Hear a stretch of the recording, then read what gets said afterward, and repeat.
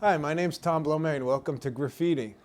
Today we're here in the Albright Memorial Library building to read some poems from an as-yet unpublished book forthcoming in the spring from Nightshade Press. It is called 5 Poets because it contains the work of 5 poets. And we will read one of each today in this session. Starting with a poem by David Eliot called To Say It. He was always searching for how to say it, sifting, weighing, holding it up to the light.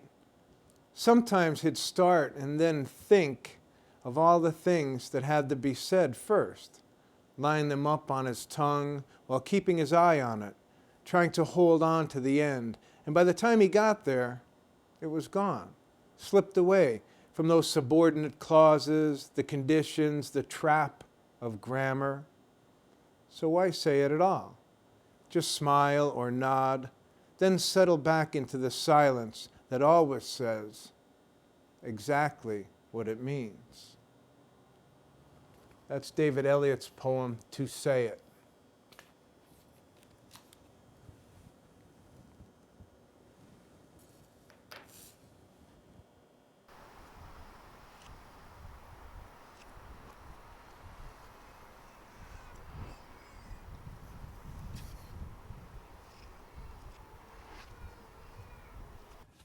This is a poem called The Perfect Room by Jane Julius Honchel.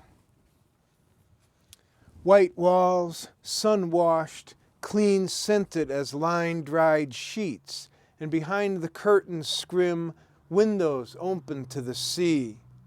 Vivaldi on the stereo, and for color, poppies in a tall glass jar, and walls of books, the soft patina of their spines glowing like jewels. A table, hand-rubbed ash perhaps, or lustrous cherry, and long enough to hold stacks of yellow tablets, pens in a marmalade jar, black and needle-tipped, their ink ready to flow like silk across the page. And for warmth, a cat striped black and silver who coils himself around my legs, vibrating. In this perfect room, he will not make me wheeze.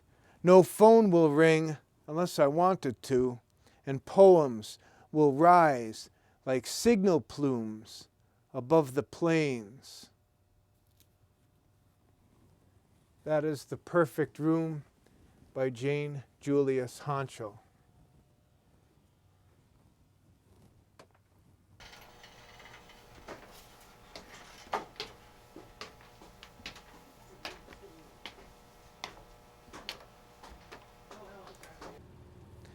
This is a poem by Michael Huff. It's a poem in 2 parts. It's called For Noah, Who Stands Fiddling by the Door of the Ark. There were giants in the earth in those days, but we didn't care. It wasn't Eden, but it was close. We stayed young for centuries, sat in the grass all day eating the rays of the sun, pulling them down like pomegranates, breaking them apart, sunlight staining our fingers and stinging our small cuts. The sharp juice ran down our throats and our cold places melted. Flowers bloomed in our bellies. There were great harvests of song and laughter, and we spat the shining seeds back at the sky. 2. A happy drowning, no regrets. You were just a youth of 600 when you closed the doors, so we bore you no malice as we drowned. There was no swimming in those days, so none of us knew how, but we were still tapping to the tunes you had played on your bass fiddle as the animals walked up the ramp. It was the best show we'd ever seen, and the melodies and rhythms never left our heads. Tapping and clapping kept us afloat for a while, kind of like swimming, and we hummed as best we could to repeat your music, which finally we recognized as thunder and the voice of God. And it felt good coming up through our throats before burbling out, And even the burbling sounded good all day long. The next morning, I found him stiff. His legs had worn something like snow angel wings into the floor of the barn. I ferried Elliot across our creek in a wheelbarrow, then struck out toward the marsh behind our land. It was hard going, brushy and muddy. Weeds lodged around the wheels, kept them from turning. I dragged it forward till I reached the cold shallows of the swamp. I set Elliot under the upsweeping branches of a leaf-bare bush that sprawled up from the water. Steering him by the legs, I nestled the crook of his neck against the trunk. His legs splayed out like branches, his black body mostly underwater. I expected him to feed the plants and scavengers. I hoped he would rise up to the stars. I told him I was sorry. That's Michael Huff's poem, For Noah.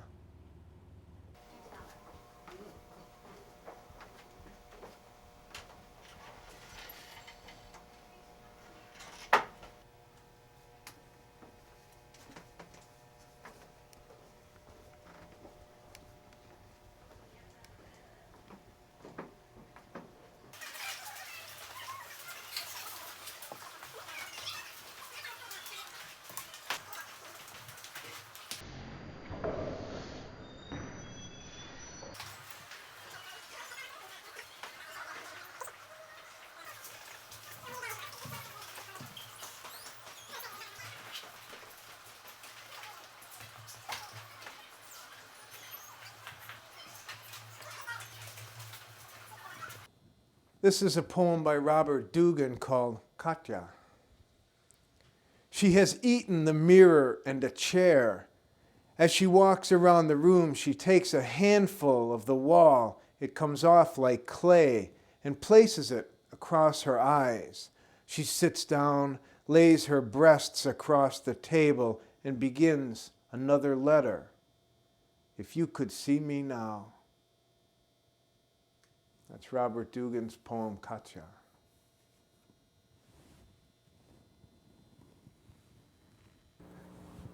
This is a poem by Lynn Marie Petrillo. It's actually an excerpt of a very long prose poem of hers. This is called Not All Embraces Can Be Balanced. In my death fantasy, I am a flower tied among trees. You come every day to worship me, but the wind and the rain and the absence of ground browns the tips, then the bellies of petals that were once blue and purple. My roots melt, stem slides to the earth, and rotted flesh flies away airy as ash. In my death fantasy, I can be read by atoms, every particle consuming every line I ever felt. I become fluent in the sign languages of pines, oaks, and maples, translating how they love, what they've endured, all the secrets. I can smell the fear pheromones of foxes and the birth sacs of bunnies and the inheritance of crows. When the strings surround nothing more than my bones, even my skeleton wants to travel so that you will no longer be able to tell with certainty where I am and how fast I'm going. I remember the darkness and the fire through which we ran without knowing where or how fast we were going. I remember miracles, and that not all miracles survive. That's Lynn Marie Petrillo's excerpt. Not all embraces can be balanced. This is an excerpt from Lynn Marie Petrillo's long prose poem entitled Not All Embraces Can Be Balanced. This section she calls Love. I have loved two separate houses. Not all embraces can be balanced, but because my parents tried to break this truth, I was born. My parents, who loved each other nonetheless, could not surrender their conflicting predispositions for each other, so they separated and lived in estranged houses, different as sugar water from the sea and all that jazz. But I loved both houses, and both houses loved me. Adoring and being adored in opposite worlds had its impact. I believed I could love and be loved by everything. I even felt it was expected, my responsibility and obligation. My parents knew, each in their own way, but they let me believe. They hoped generously, transcendentally, and with good hearts, but mistakenly, that I would change the truth. They could not. That's an excerpt from Lynn Marie Petrillo's poem, Not All Embraces Can Be Balanced.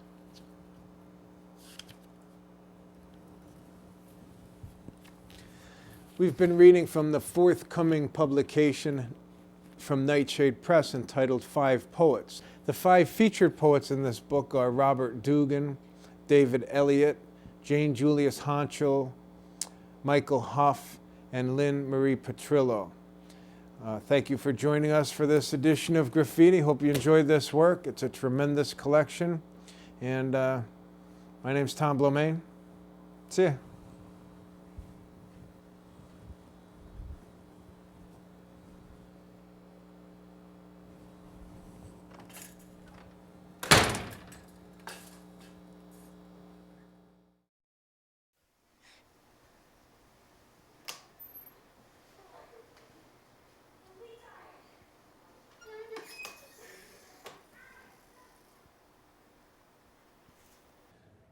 This is a poem called The Difficult Lover by Robert Dugan. Whatever you say, let it be said some other way. Smoke signals, a prisoner's pipe tappings, the finger signs of the mute. Let it have the authenticity of translation, so the next time we meet after making love, I won't be disappointed, believing what I understand is what you really mean. That's The Difficult Lover by Robert Dugan.